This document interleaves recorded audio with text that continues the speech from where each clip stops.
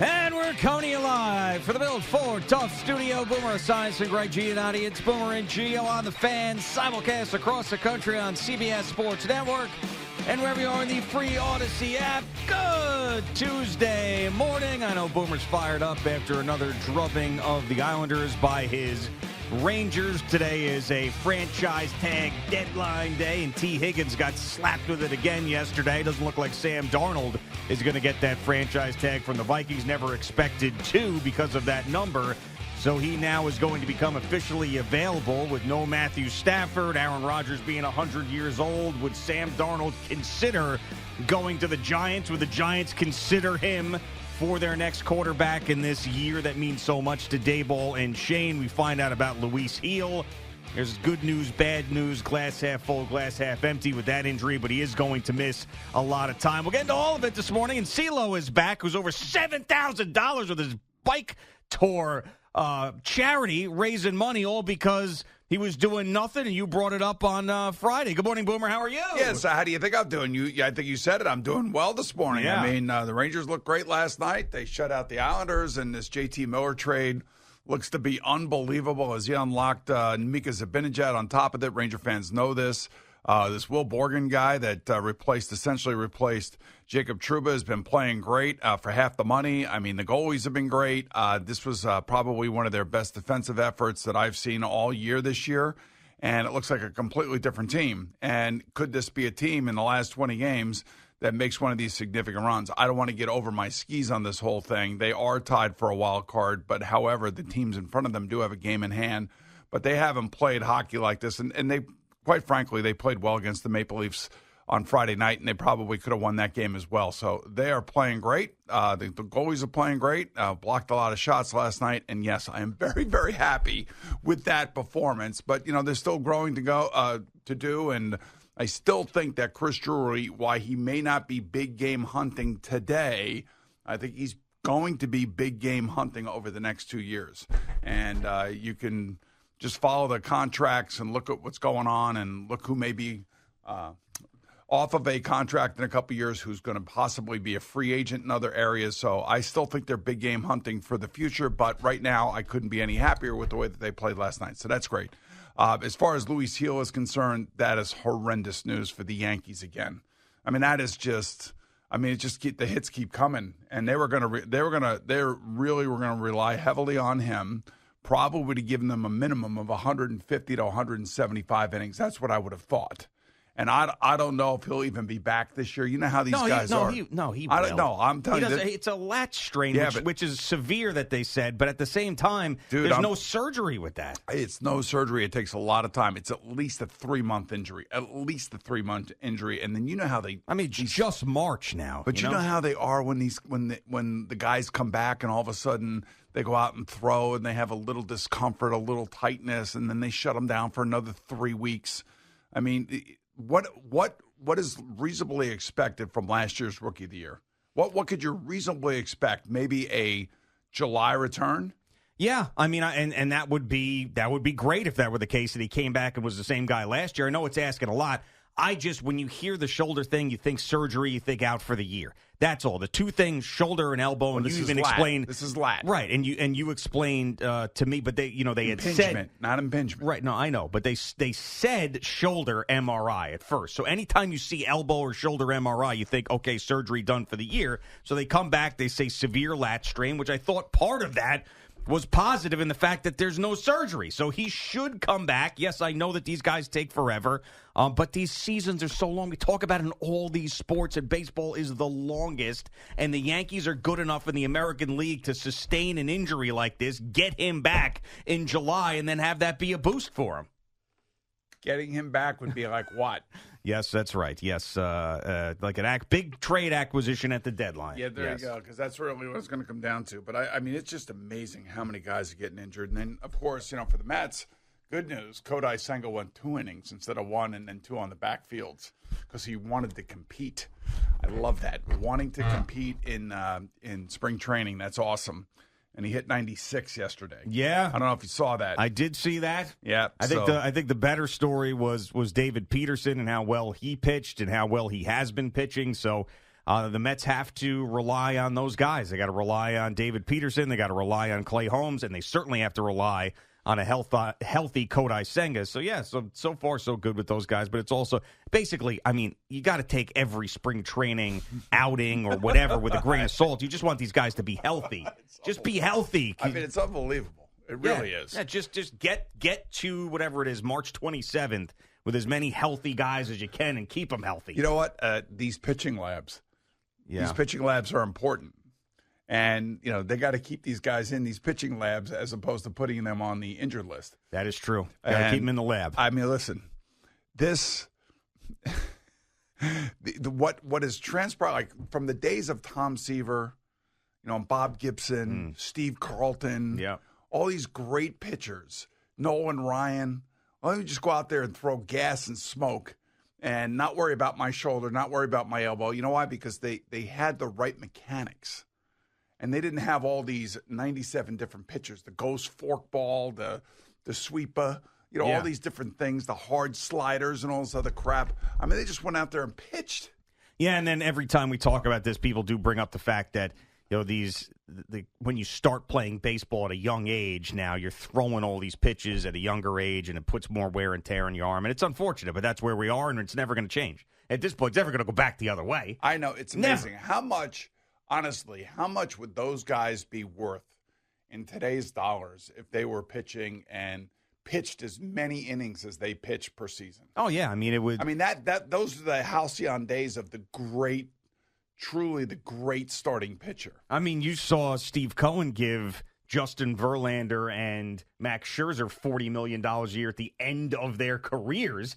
I mean, just think about what those guys would be getting in their prime. Yeah. It's so, like, for those of us who grew up during that time and could always count on the same guy every 5 days. Yeah. I mean, it was amazing. I mean, I don't remember really, and maybe it's just my foggy memory, or maybe I just have a better outlook on my childhood when I was a fan of these teams. I don't ever remember guys getting hurt and being treated so tenderly. No, it didn't happen. No, it's the exact opposite. But you think about, like, the money, what guys would make. Like, imagine being a guy coming off an MVP season, you know, being a lefty quarterback, a leader, took his team to the Super Bowl, you know, won an AFC championship, and then hitting free agency after that. How much that guy would make? That guy would make in 2025. You know what? You know one of those guys? Yeah, I do. I do. Yeah. You think it would be like $50 million? I'll tell you one thing. I would not be sitting here. That's for sure. I'd be sitting on a beach somewhere flying a private jet around. You know, I didn't bring it up the other day because I didn't want to, like, annoy me? Yeah. But, like, when I was going through all the quarterbacks that are making $50 million per year. Per year. This is not their entire career. And I didn't even, listen, I'm not complaining. I did really well, and I've had a post-career that's I've done well. You're not complaining, but the fact remains, though, that you and what you did then, if you did it now, you'd be making $50 million. That's all you're saying. Man, all I know is I'd be on Further Lane in East Hampton on the ocean. That's all I know. That's where I would be. Yeah. That would be in the summertime. Yeah. You know, in the wintertime, I don't know. Probably down in Miami somewhere. Oh, Miami. You don't strike me as a Miami guy. I don't know. I'd probably have a place out in the mountains in Phoenix. Yeah. Love that. Mm-hmm. You know, I just, like, people don't understand, like, the amount of money that these guys are making. I think which is great. I mean, like, so in 1987, we go on strike. Mm-hmm. At that time, I was the highest paid player in the league. Mm-hmm. You have to understand this. True. I signed my contract in August of 1987. And Chris Collinsworth was waiting outside the room after I had signed the contract, and he couldn't believe that I just signed a contract that was for $1.2 million a year. He couldn't believe it. He couldn't believe that the Bengals gave somebody $1 million. And I couldn't believe it either, because, you know, you grow up in East Islip, Fawn Court, Country Village, Heckscher State Park in the backyard, you know, 1 car, 3 bedrooms, 1 bathroom. I mean, come on. Yeah. You know, you got to understand, like, of course. That moment Absolutely. was unbelievable. Yeah. And then, like, 5 weeks later, we're on strike. And you're laying in front of buses. Yeah, I'm sitting in front of buses. But, you know, here we are in 2025. And, I mean, Sam Darnold, if they would have tagged him, would have been a $40 million tag.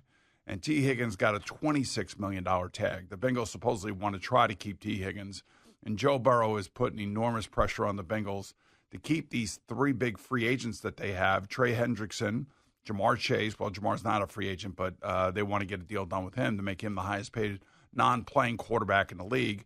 And then of course, T. Higgins. So you got four guys that make up like 30% of the salary cap. Yeah, and I'd be surprised if they found a way to get T. Higgins to a number that he's going to be satisfied with on a long-term deal because of exactly what you said.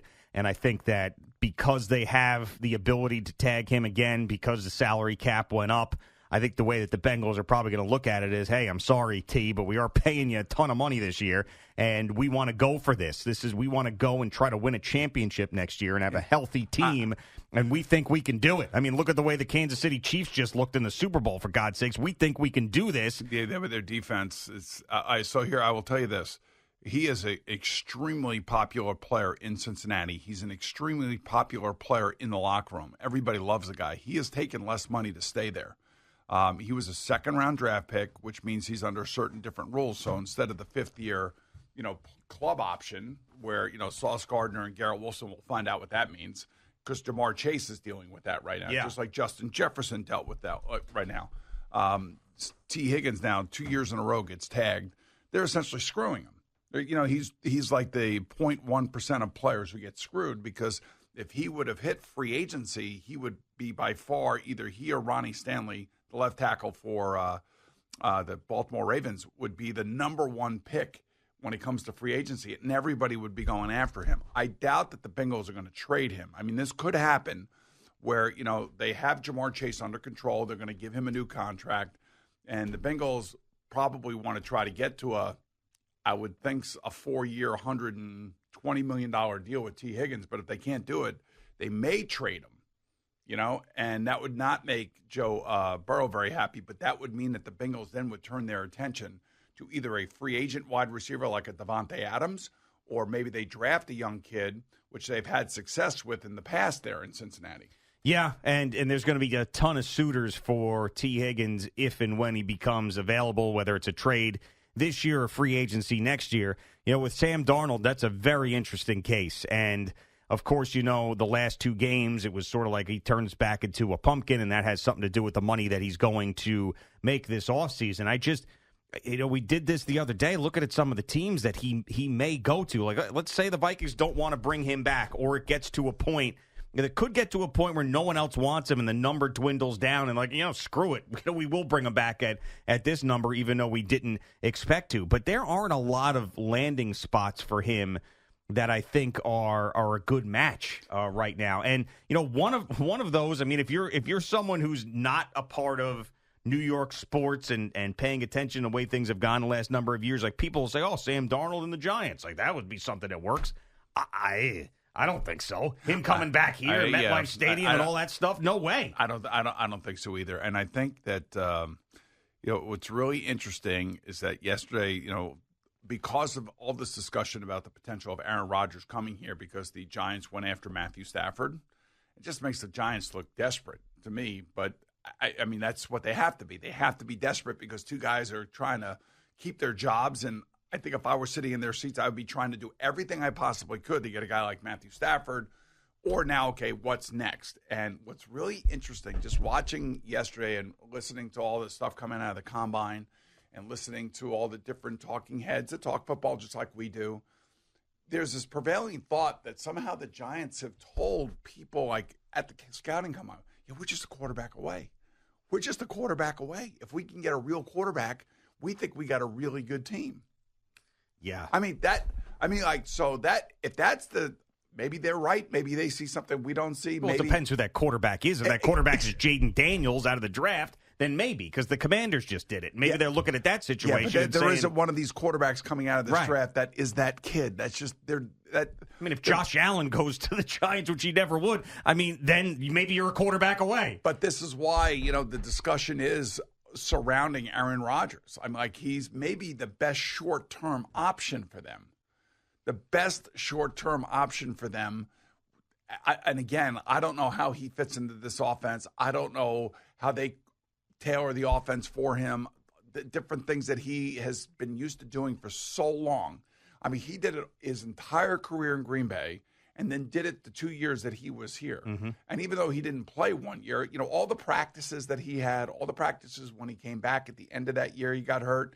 And you remember that was all part of the documentary and everything. Like, I just want to show you that the speed bridge works and all this other crap. And if we would have made it to the playoffs, I would have been ready to go. I mean, that was all surrounding who he was as a player, and everything was built around him. That's not who the Giants are right now. Like the Giants aren't his offense. No. But I would think, though, that Brian Daboll understands, and Aaron Rodgers would understand, that they have to meet in the middle. Like, he can't come in here and do what he's been doing, Aaron Rodgers. He just can't. And he's got to understand that, too, because, I mean, just as the Giants are desperate, it seems like Aaron Rodgers is desperate to not go out on such a low note. So if that's the case, you have to cave a little bit into saying, okay, I'm not going to come in and do the Nate Hackett, Aaron Rodgers thing that I've been doing for the last million years. I got to listen to somebody else. It's a lot, with a 41-year-old kind of headstrong guy. And, the interesting thing to me is that a number of his teammates at the Jets really wanted him back. So that tells you that people in the locker room liked him. I mean, if Quinnen Williams is coming out and saying, I wish we would have kept him, or something to that on those lines. I mean, it tells you that they do, like, for us in the media and for us outside the locker room and all the stuff that is surrounding him, it gives us a lot to talk about. It would be great if the Giants got him for us. Yeah, I know. I kind of poo-poo the locker room wants him, because this is a locker room filled with guys that know nothing but losing. All of them.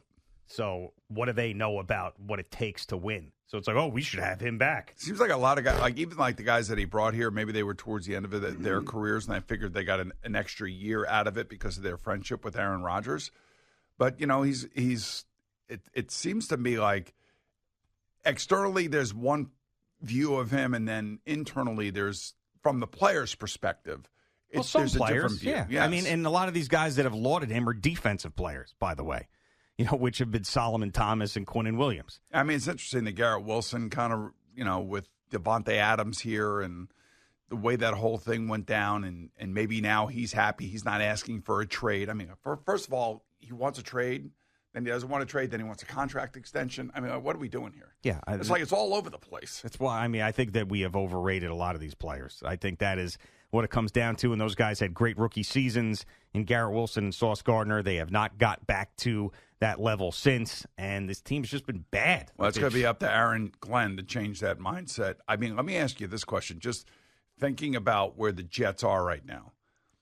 If you had to give me, out of the 16 AFC teams, where would you rank the Jets' chances of going first to the playoffs, their chances of going to the playoffs out of the 16 teams, and then possibly going to the Super Bowl this coming year? I know you're laughing. Yeah. I would say that the Browns. The reason I'm asking you this is because I want to make a point. Well, yeah. I mean, I think that the Browns are worse. I think that the Titans have the ability to be worse. And then outside of that, I think it's difficult to find another AFC team. I think the teams in their division, every single one of them, including the Patriots, I would say have a better chance than they do. Everybody in the North has a better chance. The South, I mean, Indianapolis is kind of a mess, but I'd still take their chances. I mean, all right. So you're talking about how the losing permeates the locker room, and I understand that. Aaron Glenn was a part of that under Richie Kotite. He saw it, and he saw the changes that were able to be made by when Bill Parcells came in. And Bill Parcells changed a lot of things, and I think Aaron Glenn is in the middle of all that. Is now the time to even consider trading high on players that are young and are really good players? We don't know how good they can be. Or do you build around those young players and see if they have the gumption and the patience to deal with losing over the next couple of years? Or do you sell high right now? If there are teams out there that think that Garrett Wilson could be a number one wide receiver and think that they could get Sauce Gardner back to what he was when he was a rookie, then, yeah, I would trade him. So then that would be a full-on rebuild. Yeah. And if you're Darren Mucci, do you have – well, I guess Rick Spielman could, counsel him and help him and talk him through it. I mean, are you looking at a team that you think can win this coming year, or do you think it's now time to get rid of some of the guys that have been tainted by losing and media and scrutiny and everything else, and start a rebuild right now with your guys? With your guys, with Bill Parcells came in, and he was so big and so powerful, and he was able to pretty quickly turn this thing around. Now, he kept some of the players that obviously Richie Kotite had paid, but he had quarterback issues too. He had Neil O'Donnell couldn't stay healthy, and then I'm trying to think he had trying to think of the other couple quarterbacks he had, and then he finally brought in Vinny. Lucas. Ray Lucas was one, and then he had Vinny, and then he brought Vinny in. And that's when the team started to take off. I'm just wondering aloud, if you are the Jets right now, if you really are honest about where you are as a team with a rookie GM and a rookie head coach, is now the time to pull the plug and say, we are rebuilding and we are going to build from the ground up and try to do this? Or are these guys good enough to be able to build around, and are they patient enough not to become a pain in the ass and get in the way if you're losing next year? Well, I mean, Quinnen Williams put it right out there. Goes, I guess we're going through another rebuild. That's what they think, because they all have such a negativity around it. You don't want them turning into Myles Garrett right now. No, you don't. But Myles Garrett has a legitimate gripe. He's an actual good player. You know what I'm saying? I understand that, but that's the thing that I would worry about, and I'm sure Aaron Glenn's going to do his damnedest to convince everybody that things are going to be different, but then because that's what every coach does. Yeah. That's what every new GM does. They try to reset the organization when they come in and do it in the eyes, in the way that they see it. And that's what Detroit had to do, and Aaron went through that with them those first 2 years. I think, to answer your question, though, I think that these guys think that they can win with these players, Muji and Glenn. Yeah, that's what they think. Yes. But it might not be the right thing, and they might have to deal with these unhappy guys that have just gone on and on and on as losers since they've gotten there. It's like I was saying about the Browns, and I've been saying it now for 6 weeks. Yeah. The moment that Myles Garrett came out and said, I want to be traded, the Browns have a chance right now because of their draft capital this year, and him wanting to be traded, they have a chance to reset their franchise. Now, it's not going to be easy, and there's going to be some losing associated with that. But they're used to that. So. They're used to it, but it also gets louder and louder and louder.